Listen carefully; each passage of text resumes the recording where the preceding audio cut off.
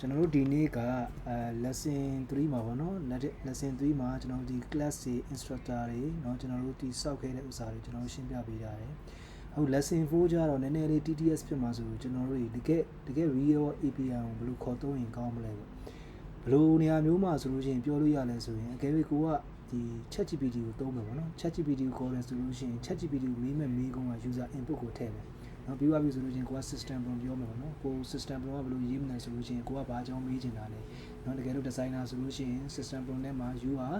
you are professional designer ဆိုပြီးတော့ system problem တွေရေးပေါ့နော်ရေးပြီးသွားရင် ChatGPT ကနေပြီးတော့ကိုယ့်ရဲ့ equipment level နဲ့ output ကိုထုတ်ပေးမှာပေါ့အဲ့ဆိုလို့ရှိရင်ကျွန်တော်တို့ကဒီ GUIဒီမှာပေါ့နော်ဒီလို output တွေထုတ်ပေးထားရပါတော့ဒါဆို output ပေါ့နော်ဒီဒါက user family user UI နဲ့ကျွန်တော်မြင်နေရပါနောက်ကွယ်မှာကျတော့ဘယ်လိုမြင်နေလဲနော်အဲ့ဒါလေးကိုကျွန်တော်ဒီလက်ပို့ပြီးတော့သိတာအောင်နောက်ကမှ run တဲ့ process လေးကိုကျွန်တော်ထပ်ပြီးဒီမှာထပ်ပြမယ်ပေါ့နော်။ Okay ဒါဆိုလို့ရှိရင်ပထမဦးဆုံးဆက်ပြဖို့ဆိုတာကကျွန်တော်တို့ဘာလို့လဲဆိုလို့ရှိရင် open AI ရဲ့ API key လိုမယ်။နော် open AI ရဲ့ API key ကဒီဟာကျွန်တော်တို့ဒီပြောရမယ်ဆိုလို့ရှိရင် USD 5ချက်လောက်ဆိုလို့ရှိရင်တော့စပြီးဝယ်လို့ရတယ်ပေါ့နော်။ဒီကောင်ကကျွန်တော်ပြမယ်။ဒီမှာပေါ့နော်ဒီမှာကျွန်တော်ဆိုရင်ဒီမှာ5ချက်ဝယ်ထားတယ်ဒီ link လေးပေါ့နော်platform.https platform.openai.com ပေါ့နော်အဲ့ဒီဝင်ပြီးတော့ Gmail နဲ့ create လုပ်မယ်เนาะကိုဒီမှာဝယ်ရမယ့်ဥစ္စာကိုကိုရဲ့ credit card ဖြစ်ဖြစ် MU ဖြစ်ဖြစ်ဝယ်လိုက်ပေါ့နော်ဝယ်လိုက်တယ်ဆိုလို့ရှိရင်ကျွန်တော်တို့ဒီဒေါ်လာ5ချက်ဆိုလို့ရှိရင်တော့ကျွန်တော် sum ကတော့အဆင်ပြေပါတယ်เนาะ okay ဒါဆိုလို့ရှိရင်ကျွန်တော်တို့ဒီ API key ကဘယ်ကနေထုတ်လို့ရမလဲဆိုလို့ရှိရင်ကျွန်တော်ဒီမှာ API key ဆိုတာရှိမယ်နော် API key မှာကျွန်တော် create လုပ်မယ်နာမည်တစ်ခုပေးမယ်ပြီးလို့ရှိရင်ပြီးလို့ရှိရင်ကျွန်တော်တို့ create secret key ဆိုပြီးပြောလိုက်ပြီးဆိုတာနဲ့ API key လေးရလာမှာပေါ့နော်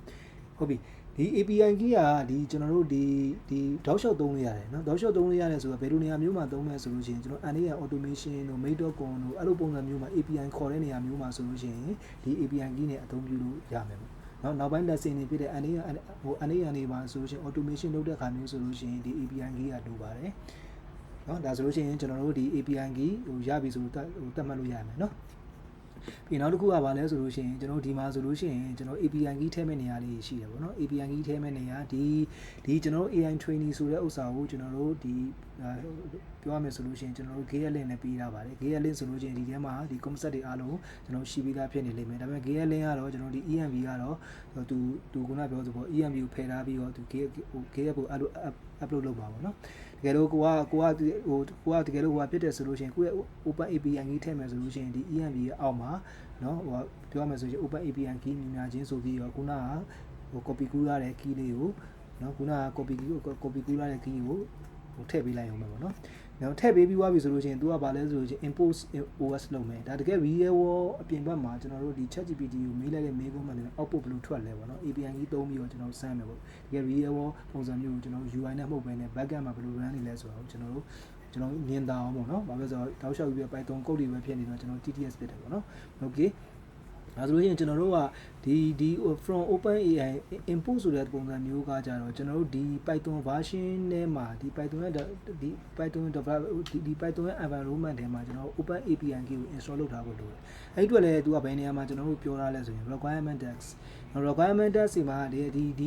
project တစ်ခု flow တစ်ခုလုံးရဲ့နော် flow တစ်ခုလုံးရဲ့ကျွန်တော်လိုအပ်ချက်မှန်သမျှကို install လုပ်ဖို့လိုတယ်တကယ်လို့ဒီ flow တစ်ခုကို install မလုပ်ထားဘူးဆိုလို့ရှိရင်တချို့နေရာလေးမှာ error တက်လာလေးတွေရှိမှာပေါ့နော်ဒါတော့ requirement CAC မှာကျွန်တော်ဒီ open AI က install လုပ်ပြီးသား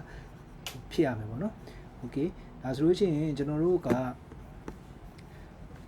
အဲ့ဒီကောင်ရပြီဆိုလို့ရှိရင်ကျွန်တော်တို့ခုနကဘ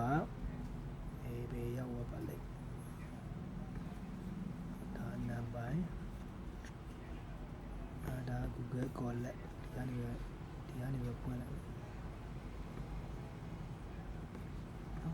calling ဒီကနေပဲဖွင့်လိုက်တော့မယ် okay ဒါဆိုလို့ရှိရင်ကျွန်တော်တို့က open AI လည်းကျွန်တော် install လုပ်ထားတယ်ဒါဆိုလို့ရှိရင် import OS ဆိုတာက open AI install လုပ်မှာ open AI ကိုခေါ်လို့ရမှာတကယ်လို့ဒီနေရာမှာဆိုလို့ရှိရင် open AI install မလုပ်ထားဘူးဆိုလို့ရှိရင် open AI ကိုခေါ်လို့ရမှာပေါ့နော် import OS ပြီးရင်ကျွန်တော်တို့က .env ဆိုတာကျွန်တော်ခုနပြောခဲ့တယ်ကျွန်တော် EMV ရဲ့ EMV လုပ်ခဲ့ဒီ API ကိုကျွန်တော်ခေါ်ဆိုခြင်းဖြစ်တယ်ပေါ့ နော်ပြီးနောက်တစ်ခုကဘာလဲဆိုလို့ရှိရင်တကယ်လို့ API key ရှိတယ် API key ရှိတယ်ဆိုလို့ရှိရင်ကျွန်တော်တို့ okay မယ်မရှိဘူးဆိုလို့ရှိရင် abstraction ကဘာထပ်ပြောမလဲဆိုလို့ရှိရင်နော် failure to open API key ဆိုပြီးပြောလိမ့်မယ်အဲ့ဒါမျိုးဆိုလို့ရှိရင်ကိုယ့်ရဲ့ API key ကဟိုခုနပြောသူပါနော် separation လုပ်ထားတာလားဟိုဘေးမကြံတော့တာလားပြီးလို့ရှိရင် API key ဒီထားတဲ့နေရာမှားနေတာလားဆိုတော့ချက်စစ်ကြည့်ရမှာပေါ့နော်ဒါတော့ API key စစ်တာပါပြီးကျွန်တော်တို့ကအရှိမလည်းတင်ထားတဲ့အရာတွေတိုင်းပေါ့နော် definition function ပါမယ် function ပါမယ်ဆိုတော့ဒီမှာ parameter တွေကျွန်တော်တို့ထည့်ပြောမယ်နော် function ဆိုလို့ရှိရင်ဒီဘက်မှာ parameter okay ဒါဆိုလို့ရှိရင်ကျွန်တော်တို့က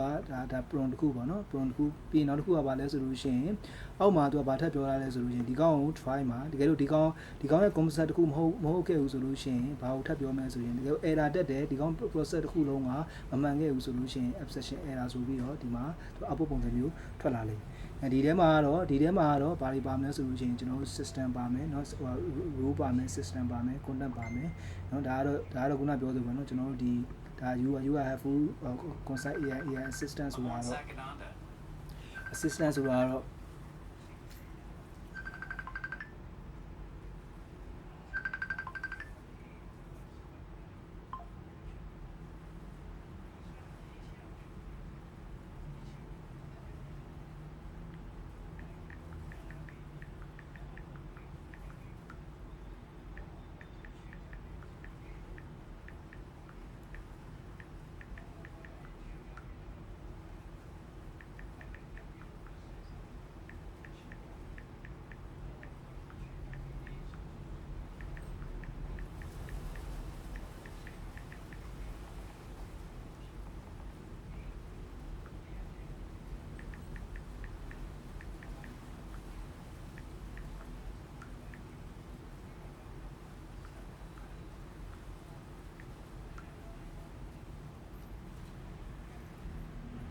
Okay sorry ပါကျွန်တော်ဖုန်းလာနေလို့ပေါ့နော် Okay ဒါဆိုလို့ချင်းကျွန်တော်တို့ကဒီမှာကသူ system prompt ပေါ့နော်သူက system prompt ဆိုတာကပိုပြီးတိကျတဲ့ output ကိုထုတ်ပေးတဲ့နေရာမျိုးမှာဆိုလို့ရှိရင်ကျွန်တော်တို့ system prompt တွေကိုကျွန်တော်တို့တိကျမှတ်မှန်ကန်ကန်ဒီ prompt ပုံစံမျိုးကို professional ဆန်ဆန်ပေါ့နော်ဟိုကျွန်တော်တို့ပြောတင်တယ်ပေါ့နော်ပြောတင်တယ်ဆိုကျွန်တော်ဒီ one shot prompt two shot prompt ပြီးလို့ရှိရင် HTML tag တွဲတာတွေအဲ့လိုပုံစံမျိုးတွေဆိုရင်ပြီး accuracy ပုံမှန်တယ်ပေါ့နော်ဒီမှာ temperature ကတော့ကျွန်တော်ပထမဒုတိယ video မှာလည်းကျွန်တော်ပြောခဲ့တယ် temperature မှာတော့ကျွန်တော်တို့တွေဟိုပြောမယ်ဆိုရင်တုံတောင် scale မပါဘဲနဲ့ critical thinking မဟုတ်ပဲဆိုလို့ရှိရင်တော့ကျွန်တော်တို့တွေကဒီကောင်ကိုဟိုအလဲလောက်ထားလိုက်ရတယ်ပေါ့နော်တကယ်လို့ဟို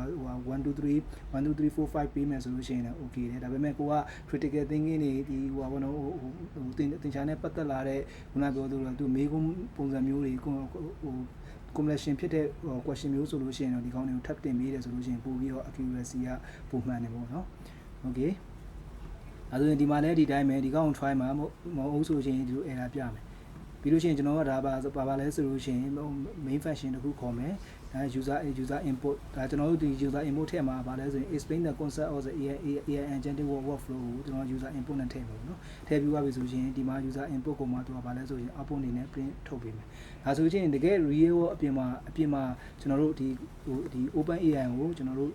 မေးတဲ့မေးခွန်းတိုင်း open AI ကနေပြီး output ပြန်ထုတ်ပေးတဲ့ဟိုပါနီးတိုင်းကိုကျွန်တော်တို့ဒီ backend မှာရေးထားတာပေါ့နော် okay ဒါဆိုလို့ရှိရင်ကျွန်တော်တို့ကဒီမှာ Python code ကိုကျွန်တော်တို့တွားပြီးဆက် run ကြည့်မယ်နော်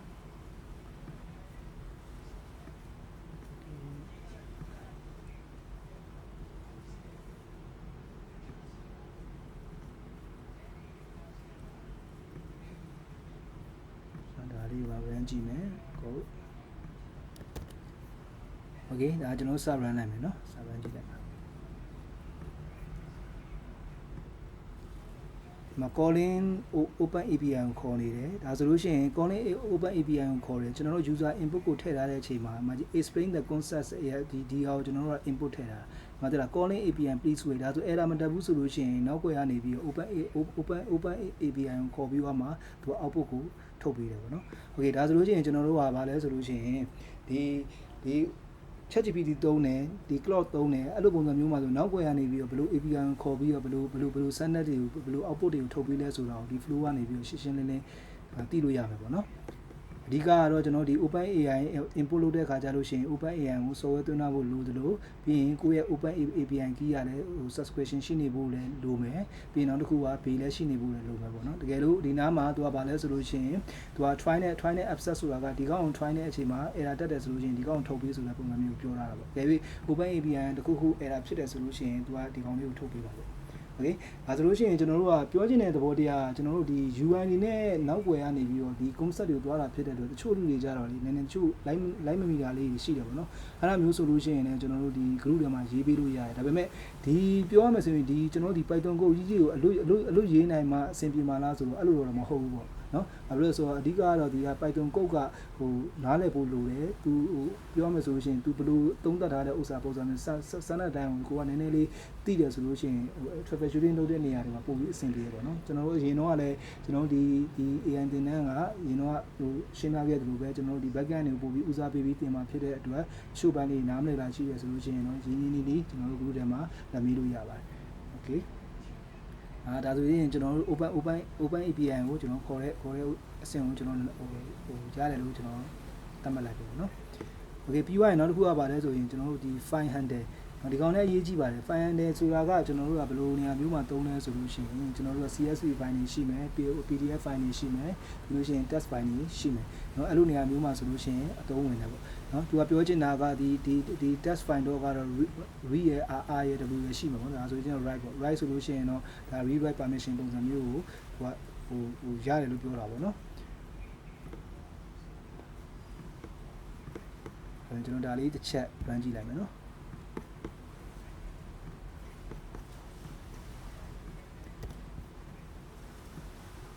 ဒါလေးတစ်ချက် run ကြည့်လိုက်မယ်ဒါဆိုလို့ရှိရင်သူကဘာပြောလဲဆိုရင်သူ import OS ကိုလုပ်ရတဲ့အချိန်မှာဒီကောင်ရဲ့ဒီ test ဆိုတဲ့ file เนาะဒီ test file ဆိုတဲ့ txt ကိုเนาะ txt အဲ့ txt ထဲမှာပါတဲ့ content တွေကဒီကောင်တွေပေါ့เนาะဒီကောင်တွေ content တွေဒီ line တွေပေါ့အဲ့ content တွေကိုကိုယ့်ရဲ့ environment မှာသူကစိလိုက်ရဟုတ်လားဒါတကယ်အသုံးဝင်ပါတယ်ဘာလို့လဲ file test မှာကြည့်လိုက်ဆိုလို့ရှိရင်ဒီမှာကျွန်တော်တို့ဒီမှာသူစိတဲ့ဥစ္စာလေးကိုကျွန်တော်မြင်ရမယ်เนาะ okay ဒါဆိုလို့ရှိရင်ကျွန်တော်တို့နောက်တစ်ကြောင်းကကြတော့ဘာဖြစ်မလဲကျွန်တော်ချက်ကြည့်မယ်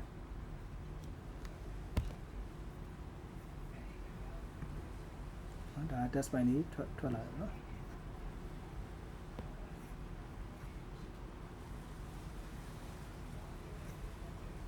ပြီးရင်နောက်တစ်ခုကကျွန်တော်တို့နောက်တစ် file ကကြတော့ appending to the file ဆိုတော့ဒီ file ကိုထပ်ပြီးတော့ append လုပ်မယ် extend လုပ်မယ်ပြန်ထပ်ထည့်မယ်ပေါ့နော်အဲ့ဒါလေးကျွန်တော်ထပ်ဆန်းမယ် okay ဒါကတော့ကျွန်တော်ရိုးရှင်းချင်းပဲဒါပြ print ထုတ်တာပြီးသွားပြီဆိုလို့ရှိရင် तू က test file ဒီ test file ဟိုမှာဒီ A file ပေါ့နော် A file ကိုထပ်ပေါင်းမယ်အဲ့ A file ရဲ့ content တွေမှာဒါကြီးထည့်မယ်ပေါ့နော်ဒါကြီးထည့်မယ်ပြီးသွားရင်ဒါကြီးထည့်ပြီးဆိုတဲ့အကြောင်းကို successful ဖြစ်တယ်ဆိုတဲ့အကြောင်းကိုအောက်ကနေပြီးတော့ print တစ်ကြောင်းနော်နောက်တစ် line နဲ့ဒီမှာ and ဆိုတာနော်နောက်တစ် line နဲ့သူကထပ်ထုတ်ပြီးလိမ့်မယ် okay ဒါကျွန်တော်ခုနကြည့်လိုက်မယ်ဒါဆိုလို့ရှိရင် test file ထဲမှာဆိုလို့ရှိရင်ဘာဖြစ်သွားမလဲဒါဆိုလို့ရှိရင်ဒီ A file ဆိုတဲ့ဥစ္စာလေးထပ်ပြီးဝင်သွားမယ်ဟုတ်ပြီနော်ကျွန်တော်အဲ့ဒီရှင်းတယ်လို့ကျွန်တော်တို့ရှင်းတယ်လို့ထင်ပါတယ်နော်ဟုတ်ပြီနောက်တစ်ခုကကျွန်တော်ကဒါ file handle မှာဆိုလို့ရှိရင်နောက်တစ်ခုကဘာတက်ရှိမလဲဆိုရင်ဒီကောင်တော့နည်းနည်းရှည်တယ်ရှည်တော့ကျွန်တော်တို့ထပ်စမ်းကြည့်မယ်နော်စမ်းကြည့်မယ်ဆိုတော့ပေါင်းလေးကိုကျွန်တော် copy ပို့လိုက်မယ်သူရဲ့ဆိုလိုရင်းကဘာလဲဆိုလို့ရှိရင်သူကဘာလဲဆိုလို့ရှိရင်ဒီ file ကဒီ file ဒါတွေက print ထုတ်တဲ့အပိုင်းတွေပေါ့နော် print ထုတ်တဲ့အပိုင်းတွေဒါ read ပဲရမယ်နော် read ပဲရမယ် prevent print from the adding an extra new line ပေါ့နော် print ပဲရမယ်ကျင်းတည်တယ်ဒီကောင်ဟိုဟာဆိုတော့ read ပဲဆိုတော့ဒါတွားပြီးတော့ဒီ file တွေကို edit လုပ်ဖို့ရထပ်ထည့်ဖို့ရသူခွင့်ပြုမှာမဟုတ်ဘူးကျွန်တော်ဒါစမ်းကြည့်လိုက်နည်းနည်းတော့ဟိုတချို့ Python code လေးရာကြောင့်နည်းနည်းလေးပိုထပ်မြင့်လာတယ်နော်ထပ်မြင့်လာတယ်ဆိုတော့အဓိကတော့လေဟိုကိုယ့်ရဲ့ဟိုပြောမယ်ဆိုရင်ခံယူချက်ပေါ့နော်ကိုဘယ်လောက်ထိသွားမှာလဲကိုဘယ်လောက်ထိအသေးစိတ်သိချင်တာလဲပုံမှာမူတည်ပြီးတော့လေဒီကိုယ့်ရဲ့ knowledge ကတော့ကွာသွားမှာပေါ့နော်test of file ဒါဆိုရင် तू ကဘာထုတ်ပေးလဲဆိုလို့ရှိရင်ဒါကျွန်တော်ခုနကပြောခဲ့တဲ့ line နောက်ပြီးသွားပြီဆိုရင်ဒီအောက်မှာ reading line by line ပြောရမယ်ဆိုလို့ရှိရင်တော့ဟ သူကဘာလဲဆိုလို့ရှိရင်သူရှိနေတဲ့ဒီထဲမှာရှိနေတဲ့ contact တွေကိုသူက line by line ပေါ့နော် line by line သူထုတ်တဲ့ပုံစံမျိုးသူပြသွားတာပေါ့နော် okay ဒါဆိုရင်ကျွန်တော်တို့ file handle တွေရဲ့ file handle တွေရဲ့သဘောတရားပေါ့နော် deleting file เนาะ deleting file ကတော့ဒီခုနကကျွန်တော်တို့ဒီ create လုပ်ခဲ့တဲ့ test file ကိုကျွန်တော် auto delete လုပ်မှာပေါ့နော် auto delete လုပ်မယ်ဒါကျွန်တော်တို့တကြောင်ချင်းရေးတို့အကုန်လုံးဒီအားအားလုံးစုပြီးတော့ကျွန်တော် copy paste လုပ်ပြီးတော့ run လိုက်တယ်ဆိုလို့ရှိရင်တော့ဒီ file က auto ပြတ်သွားမှာเนาะဒါဟိုမြင်တောင်ဆိုပြီးတကြောင်ချင်းရေးပေးတာကျွန်တော်ဒီကောင်လေးကို final run လိုက်မယ်ဆိုလို့ရှိရင်တော့ဒီမှာရှိနေတဲ့ test file ကတော့ change တွေ delete ဖြစ်သွားလိမ့်မယ်เนาะဒီနော်အဲဆိုလို့ချင်းကျွန်တော်တို့ run ကြည့်မှာပေါ့နော် run ကြည့်မှာဒါဒီမှာလည်းဒီမှာ if as ပေါ့နော်ကျွန်တော်တို့ဒီမှာ find to delete ဒါသူရဲ့ file location လမ်းကြောင်းတွေပေါ့ဒါ file ရှိတဲ့နေရာကိုညွှန်ပေးတာဒီကောင်ကို delete လုပ်မယ်နော် file delete လုပ်မယ်ပြီးသွားပြီဆိုလို့ရှိရင်ဒီ file delete လုပ်ပြီးသွားပြီဆိုလို့ရှိရင်ဘာလို့မလဲ does not exist နော်ဒီကောင်မဟုတ်ရင်ဒီကောင်ထုတ်မယ်ပေါ့နော်ဒါပေမဲ့ဒီကောင်ကိုကျွန်တော် delete လုပ်လိုက်ပြီဆိုတာနဲ့ file handle session complete ဆိုပြီးတော့ပြောလိမ့်မယ် okay ဒါကကျွန်တော်ဒီ if net s ကိုလည်းကျွန်တော်ရှေ့ရဗီဒီယိုတွေမှာကျွန်တော်ရှင်းပြပေးထားတယ်เนาะဟောဒီမှာသလားเนาะဒါဆိုလို့ချင်း file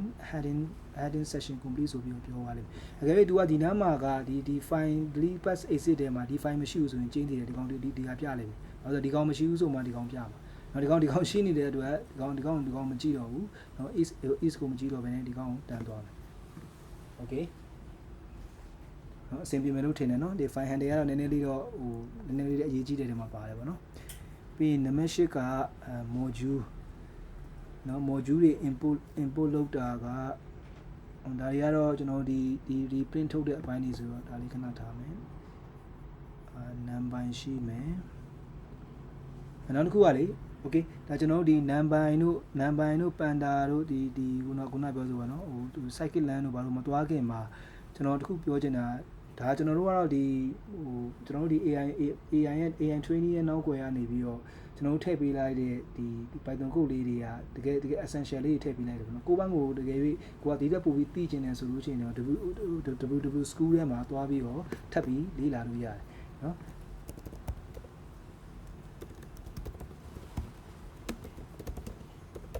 ချက်ကြည့်တယ်နော်ဟောဒီမှာPython tutorial ဒီထဲမှာဆိုရင်အကုန်အစုံရှိတယ်ကျူပဲဆို list ဆို set တို့ if as ဆိုเนาะပြီးလို့ရှိရင် तू ကဘာလဲဆိုရင်ဒီမှာဆိုလို့ရှိရင်ကျူပဲမှာဆိုလို့ရှိရင်ကိုကတခု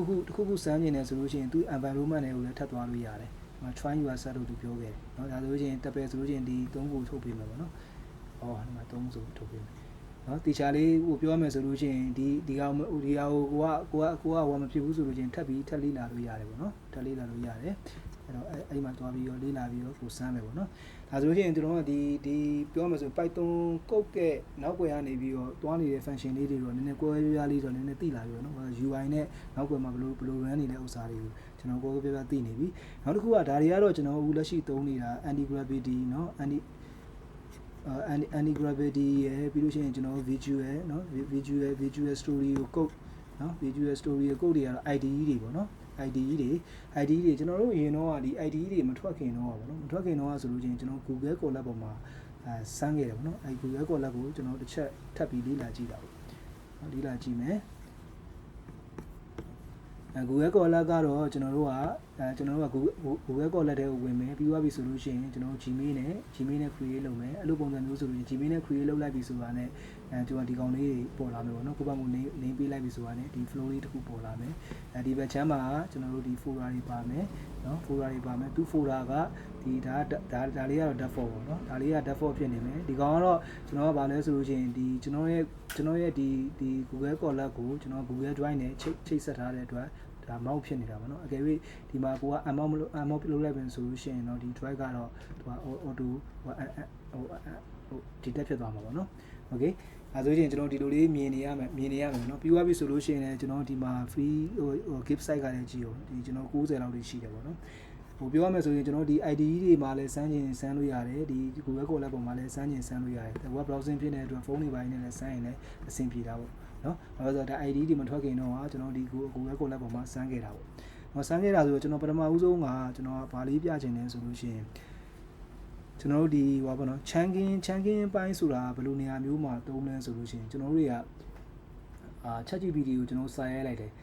စာရိုက်လိုက်တယ်ပေါ့နော်စာတွေပို့လိုက်တယ်ဟို paragraph တစ်ခုပြပို့လိုက်တယ်ပေါ့နော်ကိုပြောချင်တဲ့ message တွေပို့လိုက်တယ်ဆိုရင်အဲ့ဒီနောက်ကွယ်မှာဒီပို့လိုက်တဲ့ဒီ message ဟိုပါပေါ့နော်ကိုတော့ text file တွေ CSV file တွေကိုသူဘယ်လိုသွားလဲပေါ့ process ကအဲ့ဒါလေးကိုကျွန်တော်မြင်ချင်တယ်ပေါ့သူကပြီးသွားတဲ့အခါကျမှအဲ့ process ကိုသွားပြီးတဲ့အခါကျမှသူက output ထုတ်ပေးတာတွေသူလုပ်တယ်နော်အဲ့ဒါဆိုတော့အဲ့ဒီအရာကိုကျွန်တော်တို့ကဒီ UI နဲ့တော့ဟိုမြင်မှုသားဖြစ်တယ်စာရိုက်ထည့်လိုက်တယ်စာရေးပြန်ထုတ်လိုက်အဲ့စာရိုက်ထည့်လိုက်တယ် CSV file တွေထည့်လိုက်တယ်ဆိုလို့ရှိရင်နောက်ကွယ်ကနေပြီးတော့ AI ကဘယ်လိုသွားပြီးတော့ process တွေ run လဲဆိုတာကိုကျွန်တော်နည်းနည်းလေးဒီ Google Colab နဲ့ပြောင်းပြီးတော့အပြောင်းလေးဖြစ်သွားအောင်ကျွန်တော်တို့ကနည်းနည်းလေးစမ်းကြည့်လိုက်ပါပေါ့နော် Google Colab ကလွယ်တယ် Google Colab ထဲကိုဝင်မယ်ဒီကျွန်တော်တို့ဒီဟို mail လေးနဲ့ create လုပ်လိုက်မယ်နောက်ဘာဒီ MPU တို့ဘာဒီခုနပြောဆိုကျွန်တော်တို့ရဲ့ဒီ bank account information တွေဘာမှတောင်းပေါ့နော်โอเคဒါဆိုလို့ရှိရင်ကျွန်တော်ဒီမှာတစ်ချက်ဖွင့်လိုက်တယ်ဆိုလို့ရှိရင်ဒီကောင်ရဲ့ chunk ကင်းရလေးတလားဒီကျွန်တော်တို့ဒါပြောမယ်ဆိုလို့ရှိရင်ဒီကောင်ကျွန်တော်ဒီ clock AI ပေါ့နော် clock AI နဲ့ကနေပြန်ယူလာတာပြန်ယူလာတယ်ဆိုတော့ clock AI တော့ဒီအချိန်မှာတော့ CRU ပဲဆိုတော့เนาะ CRU ပဲဆိုတော့ clock AI ကနေပြန်ယူပြီးတော့ကျွန်တော်ဒီမှာစမ်းပါပေါ့เนาะโอเคဒါလေးကိုကျွန်တော် copy ကူးလိုက်မယ်เนาะcopy ကူးပြီးတော့ copy ကူးလိုက်မယ်ပြီးရင် okay ကျွန်တော်ဒီမှာကုတ်လေးရှိမယ်အဲ့ကုတ်လေးကိုကျွန်တော်သွားလိုက်မယ်เนาะကုတ်လေးထဲမှာကျွန်တော်ထည့်လိုက်မယ်ကုတ်လေးထဲမှာထည့်လိုက်မယ်ဒါလေးကိုတော့ကျွန်တော်နည်းနည်းလေးရှင်းပြမယ်ပေါ့เนาะရှင်းပြမယ်ဆိုတာကသူဒီ clock ကနေပြီးတော့ဒီဟာတွေကိုဖန်တီးပေးထားတဲ့ကုတ်လိုင်းကဘယ်လိုလေးလဲဆိုတော့ကျွန်တော်တစ်ချက်ကြည့်မယ်ပေါ့เนาะဒီကောင်ကCSV file ထပ်ထည့်ဖို့လိုမယ်။ Okay ဒါဆိုလို့ရှိရင်ကျွန်တော်ကလေဟိုဒါလေးကိုဟိုဒီ photo ဒါကိုယ့်ဘာကို create လုပ်ထားတဲ့ photo တူပေါ့နော်။ကိုယ့်ဘာ folder တစ်ခုလုပ်လိုက်တယ်။အဲ့ folder ပေါ်မှာကျွန်တော်ကဘာ file ကိုထပ်တင်မလဲဆိုလို့ရှိရင် upload ဆိုဒီမှာ streaming CSV file ကိုကျွန်တော်ထပ်တင်လိုက်မယ်။ဘာပဲဆိုတော့ကျွန်တော်တို့ဒီ test file တွေ CSV file တွေကိုဘယ်လိုဒီ AI process ကလုပ်လဲဆိုတာကိုကျွန်တော်လေ့လာမှဖြစ်တဲ့အတွက်နော်။ ensure လို့ပြောတယ်တေချာလားပေါ့နော်ဒီ file ဟိုဖြစ်ရင်တော့ okayဒါဆိုရင်ဒီ photo ရဲ့အောက်မှာကျွန်တော်တို့ကဗာလဲဆိုရင် streaming CSV file တွေဝင်သွားတယ်ပေါ့နော်ဟုတ်ပြီဒါဆိုရင်ဒါလေးကိုကျွန်တော်ပြန်ဖြတ်လိုက်မယ်ပြန်ဖြတ်ပြီးတော့ကျွန်တော်တို့ ready လုပ်ထားရတယ်ကျွန်တော်တို့တွေဒီမှာ collect chunking မှာကျွန်တော်တို့တစ်ချက်ဒီက file မှာ copy ကူးလိုက်မယ်ပြီးရင်ကျွန်တော်တို့ Google Colab ပေါ်မှာတစ်ချက်ပို့ပြီးမြင်တာပေါ့ကျွန်တော်စမ်းလိုက်မယ်ပေါ့နော် okay copy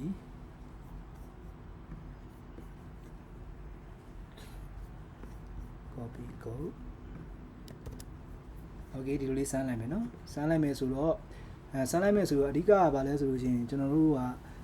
import လုပ်ရမယ့်အပိုင်းလေးတွေရှိတယ်အဲ့ import လုပ်ကမှာဘာလုပ်ရမလဲဆိုလို့ရှိရင် panda ပေါ့နော် panda လုပ်ရမယ်ဒီအဲ့ panda ကိုလည်းကျွန်တော်တို့သိချင်တယ်ဆိုလို့ရှိရင်အဲ့ www school ထဲမှာလည်းပို့ပြီးတွက်ကြည့်လို့ရတယ်ပေါ့နော် panda လုပ်မယ် panda လုပ်ပြီးသွားပြီဆိုလို့ရှိရင်ကျွန်တော်တို့ file ရှိတဲ့လမ်းကြောင်းပေါ့အဲ့မှာ load CSV file မှာဘယ်မှာရှိနေလဲဆိုတာကိုကျွန်တော်တို့ဒီမှာ CSV file ရှိတဲ့လမ်းကြောင်းက content simple data ပြီးလို့ရှိရင် photo ပြီးလို့ရှိရင်ကျွန်တော်တို့ဗာလဲဆို process output streaming CSV file ဆိုပြီးတော့ကျွန်တော်ရှိနေတယ်ပေါ့ okay ဒါဆိုလို့ရှိရင်ဒါကတော့ panda ကိုခေါ်လိုက်တာဘာလို့ဆိုတော့ဒီ CSV file test file နေဆိုလို့ရှိရင် panda ကိုအသုံးပြုရမှာပေါ့နော် panda ကိုအသုံးပြုရမယ် panda ကို analysis လုပ်တဲ့နေရာမှာ panda ကိုအသုံးပြုတယ်ပေါ့နော်ဒါဆိုလို့ရှိရင်ကျွန်တော်တို့ဒီ file ကိုဒါ DF ဆိုတော့ကျွန်တော် name ပေးထားတာဒီဟာကို panda ဖြစ်ဒီဟိုနဲ့ panda နဲ့ပြန်ပြီးတော့ကျွန်တော် analysis လုပ်လိုက်တာပေါ့နော်ပြီးနောက်တစ်ခုကဘာလဲဆိုလို့ရှိရင်ဒါတကယ်လို့ဒီကောင်ကဘာလဲဆိုရင်ကျွန်တော်က index 4ပေါ့နော်တကယ်လို့ panda ကနေပြီး string တစ်ခုပြောင်းနေဆိုလို့ရှိရင် index က false လား true လားဆိုတာကိုသူမေးတာပြီးနောက်တစ်ခုကဘာလဲဆိုလို့ရှိရင်ကျွန်တော်တို့ကဒီမှာလေးလည်းကျွန်တော်ရေးပေးထားတယ်เนาะသူက convert entire CSV into text ပြောမယ် CSV file အားလုံး text ဖြစ်သူကပြောင်းလိုက်တာပေါ့เนาะအဲ့လိုပုံစံမျိုးကိုပြောတာပေါ့ပြီးရင်မှာ chunk by character မှာကျွန်တော်ကဟို function key နဲ့ရေးထားတယ် chunk ကတော့150နော် chunk size ကတော့150 overlap ကတော့20 overlap ကဘယ်နေရာမှာသုံးမလဲဆိုလို့ချင်းကျွန်တော်တို့ကတခုဆိုလို့ချင်းကျွန်တော်စာကြောင်းရိုက်တယ်ဟိုပြောမယ်ဆိုလို့ချင်းမမောင်သည်နေကောင်းသည်နေကောင်းသည်မမောင်အဲ့လိုပေါ့နော်အဲ့လိုထပ်နေတဲ့စကားလုံးတွေပေါ့နော်ထပ်နေတဲ့စကားလုံးတွေ conflict ဖြစ်နေတဲ့စကားလုံးဘယ်လောက်အယူအတွက်ကိုသူကထားပေးထားလဲဆိုလို့ချင်းဒီ20ကိုထားပေးထားတယ်နော်ဒါချမ်းဆိုင်ရတော့ကျွန်တော်150ထားပေးထားတယ်ဒါချမ်းကတော့ဒီဒါတွေ RAM ပြီးတော့ချမ်းဆိုင်တွေဖြစ်တဲ့အချိန်မှာဒီချမ်းကို MB လုပ်တယ်ဆိုတာ RAM ပြီးတဲ့ဥစ္စာတွေကိုဒီကောင်းနဲ့ထည့်မယ်ပေါ့နော်ပြီးသွားရင်ကျွန်တော်တို့ကwhile loop function ကိုသုံးမယ်နော် while loop function ကိုသုံးမယ် သုံးပြီးသွားပြီဆိုလို့ရှိရင် while loop function သုံးပြီးသွားပြီဆိုရင် return chance ကိုပြန်ပေးမယ်ဒါကတော့ while loop function ပဲဒီဘိုင်းတွေကတော့ဒီ test get site တွေကိုဒီမှာ land site တွေ test get land site တွေ land site ဘယ် site ဘယ်နှခုလဲဆိုလဲစားတယ်ဆိုလို့ရှိရင်ကျွန်တော်တို့စကားလုံးဘယ်နှလုံးစကားလုံးစာသားဘယ်နှကြောင်းပေါ့နော်အဲ့လိုပုံစံမျိုးတွေကိုထပ်ပြောမယ်ပြီးရင် chant by sentence ဒါကတော့ဒီပြောရမယ်ဆိုရင် test site နဲ့သွားမယ်ဒါကကျတော့ဒီ sentence ပေါ့ sentence ဆိုတာကျွန်တော်တို့ဒီစာကြောင်းနဲ့သွားမယ်ပေါ့နော်စာကြောင်းလေးနဲ့သွားမယ်ဒီမှာလဲဆိုလဲအဲ့ဒီတိုင်းပဲ chant overlap sentence က1နော်စာကြောင်းက overlap ဖြစ်တာလို့သူက1ပဲထားပေးတယ်ပေါ့ okay အဲဆိုရင်ဒီမှာလဲကျွန်တော်တို့ loop ပတ်မယ်ပြီးလို့ရှိရင်ဒီကောင်တွေအားလုံး loop ပတ်ပြီးသွားပြီဆိုရင် return chance ကိုပြန်ပြောမယ်နော်ဒီမှာဆိုလို့ရှိရင်ကျွန်တော်ကဗာလဲဆိုလို့ရှိရင် chant by session နော် chant by session ဒါပြီးလို့ရှိရင် run checking နော် run တော့ပဲပေါ့နော် checking run မယ်ပြီးလို့ရှိရင် display တွေကိုပေါ်ပြမယ်နော်ပေါ်ပြမယ်ဆိုတာက तू ဘယ်လို run ရတဲ့ဆိုဘာ result ထွက်လာမယ်ဆိုတာကို तू ကဒီ print နေထုတ်ပေးမှာပေါ့နော်အဲဒီ print နေဒီ chunk တွေကိုလည်း तू ကဗာလဲဆိုရင် loop စီနဲ့ run ပေးတယ်နော်အဲ့တော့ကျွန်တော်ကဗာလဲဆိုရင်ဒီရဲ့ code ကတကယ် update ဆိုတာကကျွန်တော်တို့ဒီ cloud ပေါ်ကနေပြီးတော့ကျွန်တော်တို့ကဗာလဲဆိုရင်ဒီ file ကိုယူပြီးတော့ဒီမှာ Google Colab ပေါ်မှာ send ပေးကြည့်တာ send ပေးကြည့်တော့ကျွန်တော်တို့အရင်တော့ပထမvideo lesson 1 lesson 2 lesson 3မှာတော့ဒီကောင်လေးဆိုမြင်မှုရတယ်နော်မြင်မှုရတယ် instruction တွေမြင်မှုရတယ်နော်ဘာဖြစ်လဲဒီအောက်မှာအဲဆိုရင်ကျွန်တော်မစိမ့်သွားတော့ဘူးပေါ့နော်မစိမ့်သွားတဲ့အတွက်ပြောချင်တာဆက်ဆက်လာခြင်းမှာတော့ကျွန်တော်တို့ဒီရှုပ်ထွေးတော့မြင်လိုက်တဲ့အတွက် channel တွေကတော့ကျွန်တော်တို့ပြောမယ်ဆိုရင်လွယ်လွယ်ကူကူနဲ့ကျွန်တော်မြင်နိုင်တယ်ပေါ့နော် okay ဒါဆိုလို့ရှိရင်ကျွန်တော်တို့က run ကြည့်မယ်run ကြည့်မယ် run လိုက်ရင်ဒီမှာဆို run လိုက်လို့ဆိုတော့အမှန်ချစ်လေးဖြစ်သွားမယ်နော်အမှန်ချစ်ဖြစ်သွားလဲဆိုတာ error မတက်ဘူးနော် error တက်တယ်ဆိုလို့ရှိရင်တော့ဘာကြောင့် error တက်လာလဲဆိုတော့ကျွန်တော်ထပ်ကြည့်ရမယ်ဒီမှာဆိုကြည့်ကျွန်တော် CSV file ကို run ပါလားနော် CSV file ကို run ပါ CSV file ဒါဆို CSV file run ဆိုရင် change နေတယ်ကျွန်တော် data analysis ဆိုလို့ဆိုရင်ဒီပုံစံမျိုးတွေတွားတာပေါ့နော်ဒီလိုပုံစံမျိုးတွေတွားတာပေါ့ okay ဒါဆိုလို့ရှိရင်ကျွန်တော်တို့ကဒီ chunking ဆိုတာဘယ်နေရာမှာသုံးမလဲကျွန်တော် test file နဲ့ပို့မယ် CSV file နဲ့ပို့မယ်ကျွန်တော်တို့ AI ကိုလည်းမေးမှာပဲလေเนาะ AI ကို PDF file နဲ့ပို့လိုက်မယ် PDF file ပို့လိုက်လဲဆိုလို့ရှိရင် AI နောက်ကွယ်ကနေဘယ်လို process တွေတွားနေတာလဲဆိုတာကိုဒီလို process တွေတွားနေတာအခု cloud ကိုမေးတယ်ဆိုလို့ရှိရင် cloud process ကိုတွားနေတာဒီ file ကလည်းကျွန်တော်တို့ဒီ cloud official ဒီ trainer တွေကနေပြီးတော့ကျွန်တော်ယူပေးထားတာเนาะ okay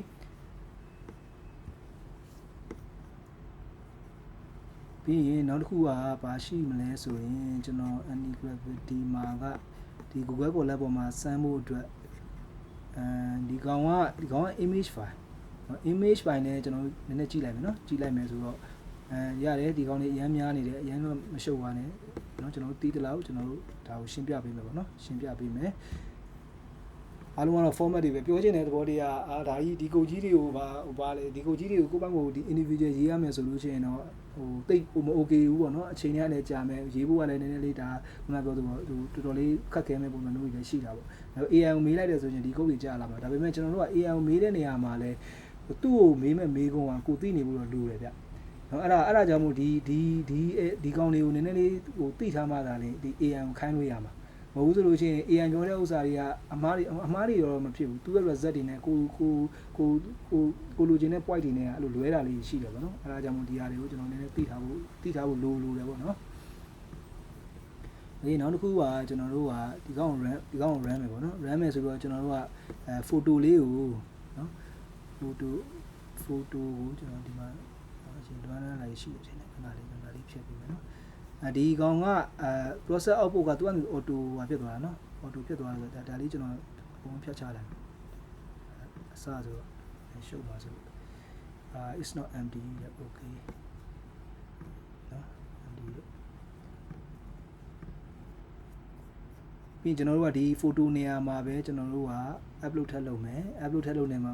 ခွေးပုံနေတဲ့ကောင်မလေးပုံလေးကိုကျွန်တော်တို့တင်လိုက်မှာပေါ့เนาะ .png လေးကိုနော်ဒါဆိုလို့ရှိရင်ဒီ PNG လေးရောက်သွားပြီနော် PNG လေးရောက်သွားပြီဆိုတော့ကျွန်တော်တို့ခုနပြောတဲ့ဒီလမ်းကြောင်းတွေတော့မှားလို့တော့မရဘူးเนาะ photo ရှိတဲ့လမ်းကြောင်းတွေတော့မှားလို့တော့မရဘူးနော်ဒါဆိုလို့ရှိရင်ကျွန်တော်တို့က content PNG ပြီးလို့ရှိရင်ဒါ process data output ကတော့သူက run meter ဖြစ်နေတဲ့အတွက်ဒီကောင် output ထွက်မဲ့နေအောင်သူကပြောတာဒီမှာရှိနေတယ်ဆို error တက်လိမ့်မယ်အဲ့တော့ကျွန်တော်ကဒီကောင်ကို delete လုပ်မှာပေါ့နော်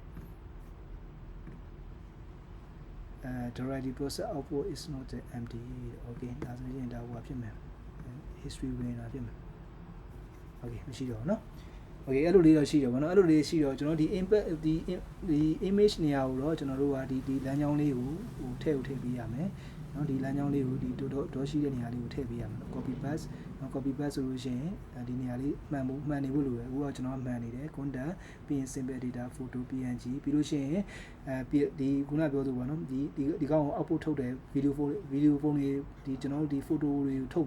ထုတ်မှာဖြစ်တဲ့အတွက် output create ကိုသူကဒီ create လုပ်လိုက်တာပေါ့နော်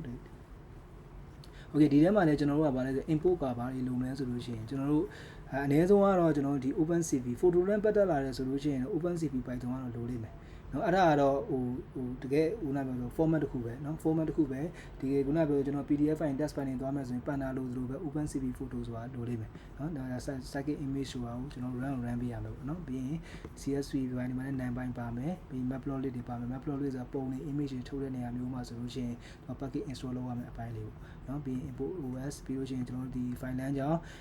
င်းမှာမဟုတ်ဘူးဆိုလို့ရှိရင်တခုဆိုရင်မှားတယ်ဆိုလို့ရှိရင်ဒီကောင် okay true မဟုတ်ဘဲနဲ့ error တက်လိမ့်မယ်နော် file လမ်းကြောင်းမရှိဘူးဆိုရင် okay ပြမယ်ပေါ့နော် okay true ပြမယ်ပြီးနောက်တစ်ခုကဘာလဲဆိုရင်ဒီမှာလဲခုနပြောဆိုကျွန်တော်တို့ဒီ image လမ်းကြောင်းဟုတ်တယ်နော်ဒီ image လမ်းကြောင်းဟုတ်ကြောင်းမဟုတ်ကြောင်းပြန်စစ်မယ်နော်ပြီးရင်နောက်တစ်ခုကဘာ RGB ဒါ image RGB ကတော့ကျွန်တော်တို့တွေဒါ name တစ်ခုပေးတာပြီးသွားပြီဆိုရင်ဒီ image ကိုပေါ့နော် image ကိုကျွန်တော်တို့ကဘာပြောင်းမလဲဆိုရင် BGR2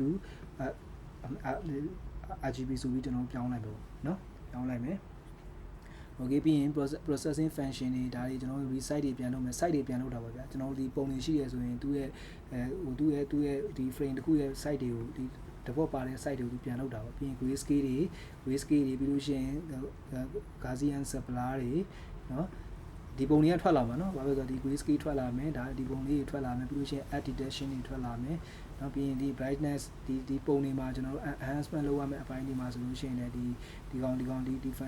function ပေါ့နော် reset လုပ်မယ် alpha 1.2 ထားမယ်ဒါတွေကကြောင့်နည်းနည်းလေးတော့ဟို live ဖတ်ဖို့လိုတယ်ပေါ့နော် live ဖတ်ဖို့လိုတယ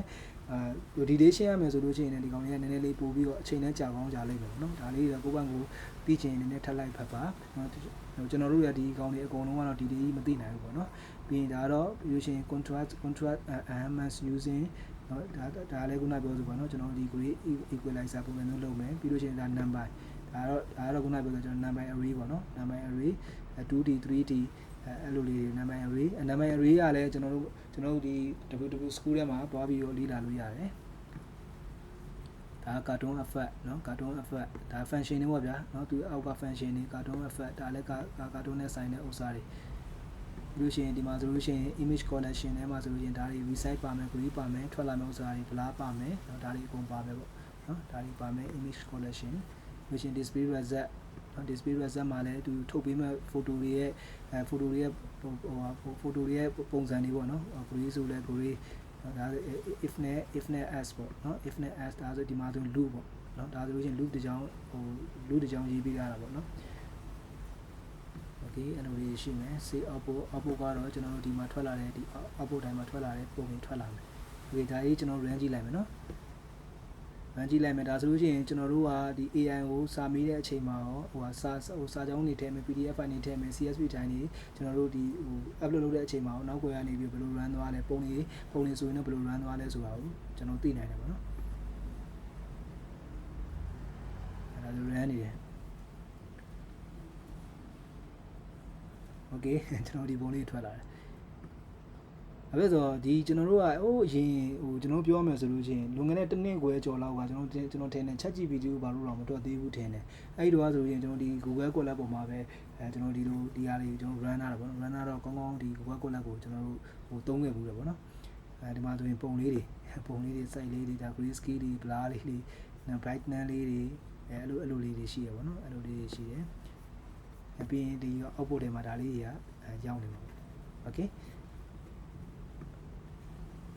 ဒါဆိုလို့ရှိရင်ကျွန်တော်တို့ကဒီ ChatGPT ကိုကျွန်တော်တို့ API နဲ့ခေါ်ပြီးတော့ real world မှာကျွန်တော်တို့ဒီဟို backend မှာဘယ်လို run မလဲဆိုတာကိုကျွန်တော်သိပြီးသွားပြီပြီးရင်နောက်တစ်ခုကဒီ ChatGPT ရဲ့ပုံမှာလည်းဖြစ်ဖြစ် cloud ထဲမှာပဲဖြစ်ဖြစ်အခြား model တွေမှာပဲဖြစ်ဖြစ်ကျွန်တော်တို့တွေ CSV file တွေထည့်မယ် test file တွေဆိုလို့ရှိရင်လည်းနောက်ကိုရနေဘယ်လို run မလဲပေါ့နော်ဒါပေမဲ့ပြောရမယ်ဆိုလို့ရှိရင်ဒီကောင်တွေ run တာကတော့ basic ပုံစံမျိုးအတိုင်းတာတွေပေါ့နော် basic ဒါတွေကိုသိထားတယ်ဆိုလို့ရှိရင်သူ့ရဲ့ function ဘယ်လိုလုပ်လဲဆိုတာကိုကျွန်တော်ကောင်းကောင်းသိရမှာပေါ့နော်တကယ် run တဲ့နေရာမျိုးမှာတော့သူချို့ဟာလေးတွေနည်းနည်းလေး detail လေးတော့ရှိတာပေါ့နော် okay ဒါဆိုရင် image file ထည့်တယ်ဆိုလို့ရှိရင်လည်းကျွန်တော်ဘယ်လို run လဲဆိုတာကိုကျွန်တော်တို့ဒီ RGB chainer တွေပါကျွန်တော်လေ့လာခဲ့တယ်ပေါ့နော်ဒီ session မှာ okay ပါကျွန်တော်ဒီနေ့ကတော့ဒီ session အတွက်ကိုကျွန်တော်ဒီလောက်ပါပဲ